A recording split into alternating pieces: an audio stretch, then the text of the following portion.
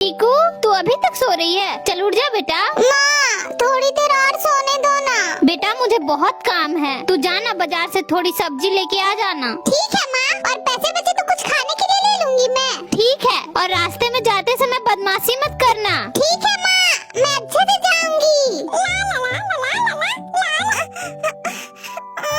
Oh no, तुम्हें तो बहुत ज्यादा चोट लगी है। वो मैं ना खेल रहा था और मेरा पैर मुड़ गया, इसी वजह से मुझे चोट लग गई। चलो मैं तुम्हें डॉक्टर के पास लेके चलती हूँ, वो तुम्हें तुरंत ठीक कर देंगे। उड़ी बाबा, उसके इलाज के तो 100 रुपए हो गए। क्या हुआ, तुम इतना परेशान क्यों? माँ ने मुझे जो पैसे दिए थे वो तो मैंने डॉक्टर अंकल को दे दिया। अब मैं सब्जी लेके घर कैसे जाऊंगी? मुझे माफ कर दो, मेरे पास तो पैसे भी नहीं है। तुम माफी मत मांगो, इसमें तुम्हारी कोई गलती नहीं है। चलो हम घर चलते हैं। क्या चीकू की मम्मी बहुत गुस्सा करेंगी? नेक्स्ट पार्ट के लिए कमेंट में 2 लिखिए।